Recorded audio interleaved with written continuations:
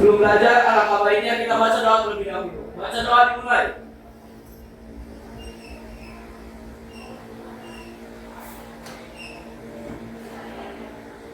Baca doa selesai. Ada yang tidak hadir hari ini? Apakah hari ini hadir semua?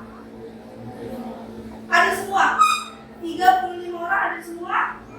Alhamdulillah, tidak ada yang sakit, tidak ada yang izin. Dipertahankan ya absensinya.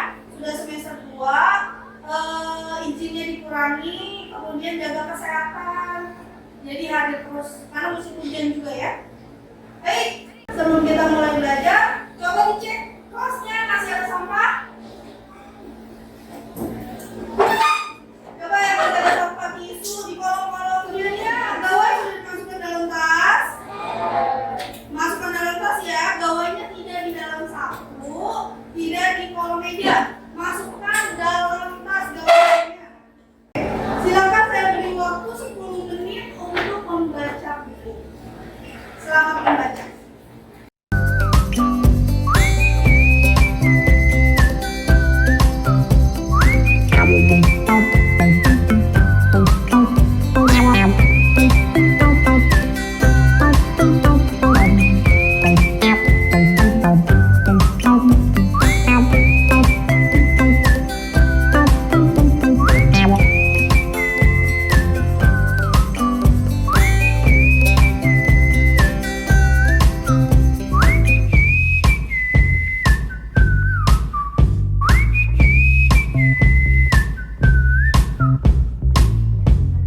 Yang lain, kamu bukunya apa?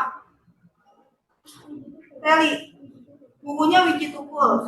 Oke. Yang lainnya?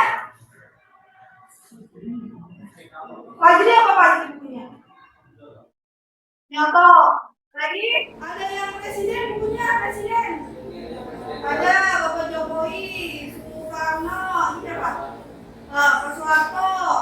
Ada yang biografinya pahlawan? Siapa? Kartini, oke. Sudirman, bagus. Ada lagi? Sudirman, oke. Ada 2 yang baca Sudirman. Boleh, tidak apa-apa, karena setiap pembacaan pasti memiliki pembelajaran yang berbeda. Ya, walaupun tokohnya sama, tapi pembelajarannya pasti berbeda-beda. Ya, jadi setiap individu bisa belajar, mengambil pembelajaran dari setiap buku yang dibaca.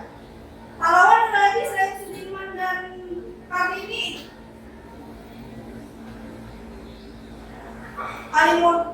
Alimutoko juga, tentara ya. Ada lagi? Oke, bagus. Beberapa sudah memilih buku yang bagus ya. Uniknya Plato memang, yang tokoh di luar Plato. Ada dia yang ambil tokoh dari luar? Apa? Bisa? Hah? Oh, Valentino Rossi. Siapa sih Valentino Rossi? Pembalap. Oke. Pasti ada yang bisa diambil, ada yang bisa dipetik pembelajaran dari Valentino Rossi. Boleh baca ya. Diselesaikan bukunya ya. Selanjutnya, ini adalah kompetensi dasar atau capaian yang diharapkan dapat dicapai pada pembelajaran kali ini. Kompetensi dasarnya yaitu menganalisis aspek makna dan kebahasaan dalam teks biografi. Yang pertama kalian kenal? Siapa? Tokoh yang pertama adalah B.J. Habibie. Kenapa kalian kenal? Apa yang kalian ketahui tentang B.J. Habibie? Oke, presiden ketiga tiga Indonesia kemudian membuat pesawat di Indonesia ya. Kemudian kata Fajri itu Ki Hajar Dewantara. Ya betul, itu adalah Ki Hajar. Terima kasih Fajri, terima kasih dong Dharma yang sudah memberitahukan. Yang ini, dari sekian banyak pahlawan perempuan, kenapa hanya Raden Ajeng Kartini yang hari lahirnya diperingati?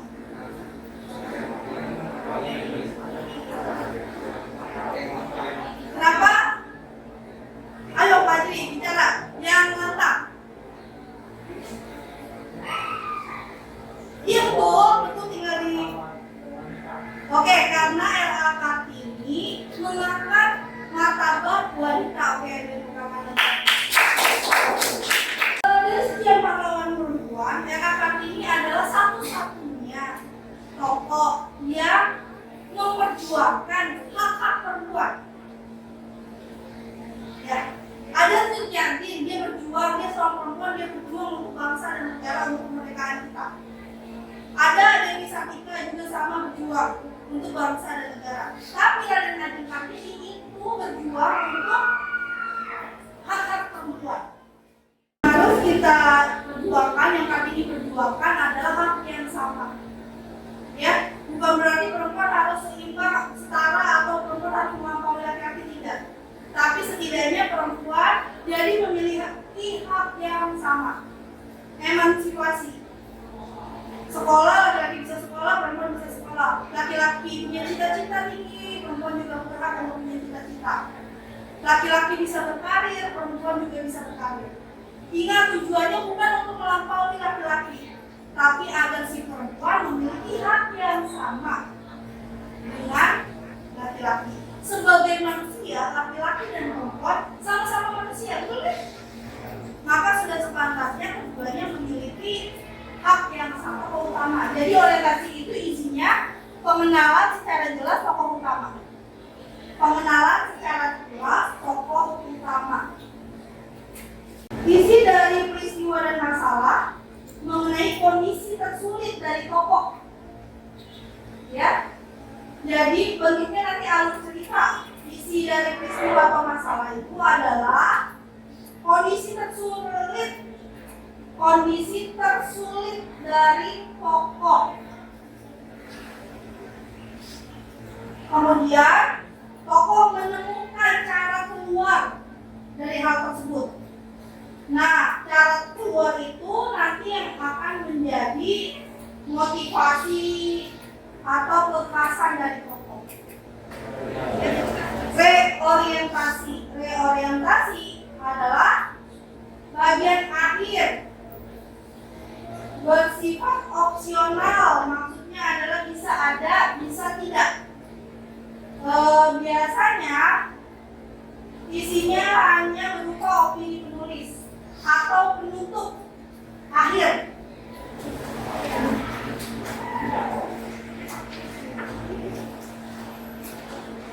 Baik, kita lanjut ya. Selanjutnya kita akan kerjakan LKPD, tapi sebelumnya silakan kalian, kita akan buat kelompok, 7 kelompok.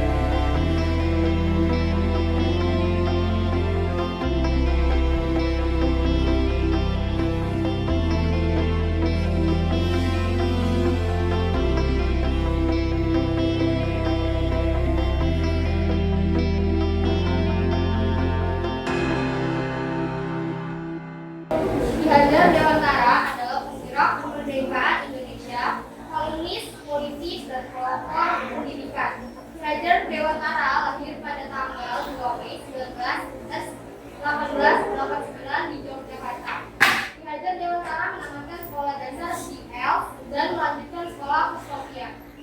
Tadi kelompok pertama sudah presentasi, lebih cenderung baca ya?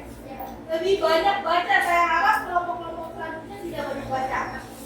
Percaya diri apa yang mau disampaikan, kalau sudah dipahami pasti bisa ya. Pasti bisa. Percaya sama diri sendiri. Tidak harus terpaku dengan teks. Tidak harus terpaku dengan teks.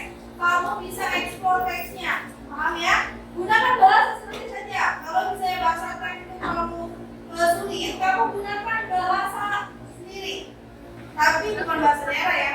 Bahasa yang kosakata yang kamu ketahui, jangan juga bahasa Betawi. Paham? Coba ya latihan untuk presentasi tanpa baca. Latihan presentasi itu melihat teman-temannya, pandang teman-temannya. Nah itu salah satu bentuk menghargai pendengar. Di tanah air, Kerajaan Nusantara semakin mencurahkan perhatiannya di bidang pendidikan sebagai bagian dari alat perjuangan meraih kemerdekaan. Perjuangannya dapat mendirikan sebuah perguruan yang secara nasional, yaitu yang diberi nama National Underwich Institute Taman Siswa atau Perguruan Nasional Taman Siswa pada 3 Juli 1922. Taman Siswa ialah suatu lembaga pendidikan yang memberikan kesempatan bagi para pribumi jelata yang dapat memperoleh hak pendidikan. Seperti halnya para kiai maupun orang-orang Belanda, perguruan ini sangat menekankan pendidikan rasa kebangsaan kepada peserta didik agar mereka mencintai bangsa dan tanah air. Akibat aktivitas dan tulisan itu, pemerintah kolonial Belanda melalui Gubernur Jenderal Hindenburg menjatuhkan hukuman pengasingan terhadap Ki Hajar Dewantara. Douwe Stryker dan Cipto Mangunkusumo Rakas Perjuangan menerbitkan tulisan yang bernada membela Ki Hajar Dewantara. Mengetahui hal ini, Belanda pun memutuskan untuk menjatuhi hukuman pengasingan bagi keduanya. Douwe Stryker dibuang di Kupang, sedangkan Cipto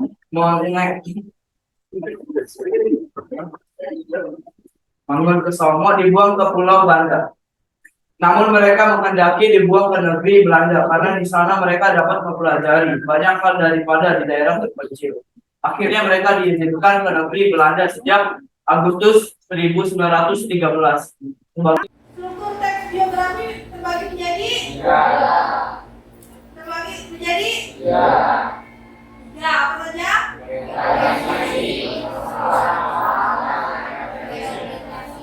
Baik. Kemudian biografi, apa bedanya biografi dengan autobiografi? Biografi ditulis oleh? Autobiografi? Oke. Bisa dipahami? Ada pertanyaan? Tidak ada, sudah ingin dihadiri sebenarnya. Baik. Sebelum kita mengakhiri pertemuan kita pada hari ini, kita akan berdoa terlebih dahulu ya. Silakan Bapak dipimpin doa menutup pembelajaran.